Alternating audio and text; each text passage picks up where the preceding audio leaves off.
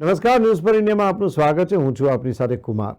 રાજકોટ લોકસભા બેઠક ભાજપના ઉમેદવાર પુરુષોત્તમ રૂપાલાએ રાજપૂત સમાજને લઈને કરેલા વિવાદિત નિવેદન બાદ રાજપૂત સમાજમાં રોષ ફાટી નીકળ્યો છે. ગુજરાતભરમાં ક્ષત્રિય સમાજ દ્વારા બેઠકો યોજી રૂપાલાની ટિકિટ રદ કરવા માંગ કરી રહ્યા છે. ત્યારે હવે આ મામલે ભાવનગરના યુવરાજ જયવીર રાજસિંહનું નિવેદન પણ સામે આવ્યું છે. જયવીરાજસિંહે રૂપાલાએ આપેલા નિવેદનને વખોડી કાઢ્યું છે અને કહ્યું કે આ અંગે સમાજના વડીલો નિર્ણય કરશે. આ ઉપરાંત કહ્યું કે રાજપૂત સમાજના યુવાનોનું માનવું છે કે ભાજપમાં જે રાજપૂતો છે તે રાજપૂત નથી રહ્યા, ભાજપૂત થઈ ગયા છે. ભાવનગરના યુવરાજ જયવીરાજસિંહે કહ્યું કે પુરુષોત્તમ રૂપાલા જેવા સિનિયર નેતા દ્વારા જે શબ્દો કહેવામાં આવ્યા છે તેનાથી દુઃખ થયું છે. તેને લઈને ગુસ્સો પણ રહેશે અને વિરોધ પણ થશે. આપણા ઘરે આપણી બેટી એટલે સુરક્ષિત અને સલામત હતી અને આપણે જમવા માટે રોટલી હતી કે યુદ્ધ ભૂમિમાં રાજપૂતો અને મહારાજાઓ બલિદાન આપતા હતા. જયવીર રાજસિંહે જણાવ્યું હતું કે રાજપૂત સમાજના યુવાનો સાથે વાત કરી છે તો તેઓનું માનવું છે કે ભાજપમાં કેટલા રાજપૂત સમાજના વ્યક્તિઓ છે તે રાજપૂત નથી રહ્યા, ભાજપૂત થઈ ગયા છે. પહેલા ભાજપ પછી રાજપૂત એટલે એ ખોટી વાત છે. સમાજ પહેલા આવવો જોઈએ, પછી પક્ષ આવવો જોઈએ. હું એટલું જ કહીશ કે રૂપાલા સાહેબ જેવા એક અનુભવી નેતા, એક રાજકીય વ્યક્તિ, એક સિનિયર સિટીઝન અને કેન્દ્રીય મંત્રી આવા નીચ લેવલના શબ્દ વાપરે એ બહુ દુઃખની વાત કહેવાય. અને સ્વાભાવિક છે કે આખા સમાજમાં જ નહીં પણ અન્ય સમાજમાં પણ ગુસ્સો રહેશે અને વિરોધ પણ થશે.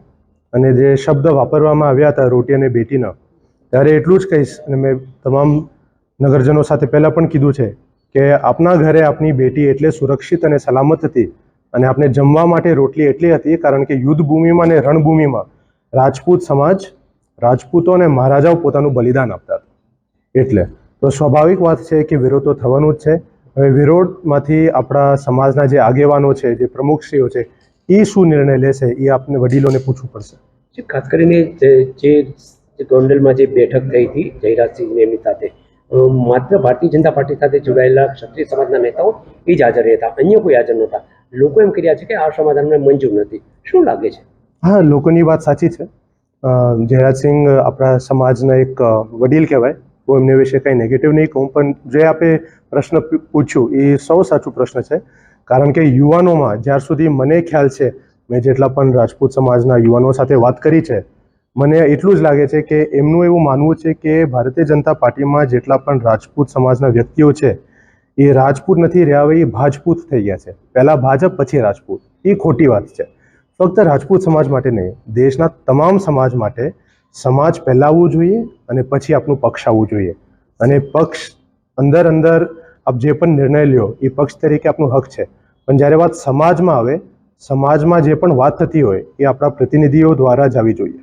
સાહેબ, એક માંગ એવી પણ છે કે પુરુષોત્તમ રૂપાલાને અહીંથી બદલવા જોઈએ. એ વાત સાથે આપશું. એ વાત તો રાજકોટની જનતા નિર્ણય લેશે. મને ખ્યાલ છે ત્યાર સુધી ચૂંટણી ત્યાંથી લડવાના છે અને એમને ટિકિટ મળે કે ન મળે એ એમની પોલિટિકલ જીવનમાં શું કરે મને ઝીરો ઇન્ટરેસ્ટ છે, જરાય રસ નથી. અને એવા વ્યક્તિ, અનુભવી વ્યક્તિ, મારા એક વડીલ થાય પણ આવા શબ્દો આવ્યા છે તો હું પણ મારા જીવનમાં શું કરી શકું, એમનેથી વધારે નજદીક ન રહેવાનું. ઠીક છે, આપનું સ્ટેન્ડ શું રહેશે?